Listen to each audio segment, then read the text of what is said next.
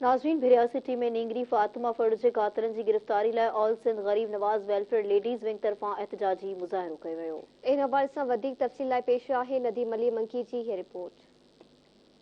नाज़रीन, भिरिया city press club आॾो औरतूं शहनाज रंझाणी जी अॻुवाणी में जेको आहे सो फातिमा फरड़ो खे इंसाफ़ ॾियण जे हवाले सां नारेबाज़ी कई पई वञे। इन हवाले सां अचो त इन्हनि सां पुछूं जेको आहे सो इन्हनि जो छा चवणु आहे। फातिमा जी माउ ॾे बि जेको सो वेंदासीं, असां उन्हनि सां गॾु आहियूं। पीर असद शाह जी जेका घरवारी हिन आहे या उन जेको हिरासमेंट करे धमकियूं ॾिनियूं आहिनि, असां चाहींदासीं त उनखे जेको आहे गिरफ़्तार कयो वञे जल्द अज़ जल्द।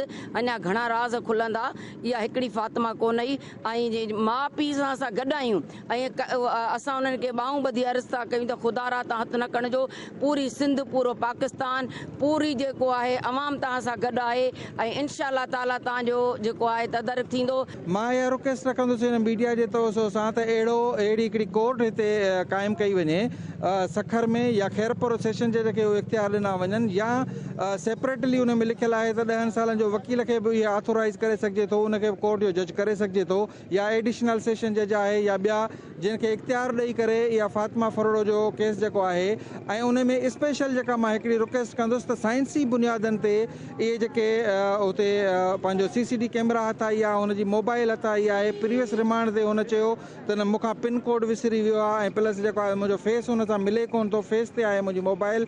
अहिड़ा जेके आहिनि उहे साइंसी बुनियादनि ते जेके आहिनि उहे इन्वेस्टिगेशन बि कई वञे। अॼु इन न्याणीअ सां थियो आहे, सुभाणे ॿियनि न्याणियुनि सां थी सघे थो, इन जो इंसाफ़ कयो वञे। इंसाफ़ कयो वञे, छो जो असांजी अपील आहे औरतूं सरकारी इदारनि में कमु थियूं कनि, असां पाण न्याणियुनि वारा आहियूं। हर न्याणीअ खे तहफ़ुज़ फराहम कयो वञे। फांसी अचे ज़ालिम खे जो न्याणीअ सां अहिड़ो ज़ुल्म कयो अथई, फांसी अचेसि। असांजे विननि जिन जूं न्याणियूं आहिनि, असां न्याणे न रहिया आहियूं, उन वीचारे खे इंसाफ़ मिलियो वञे।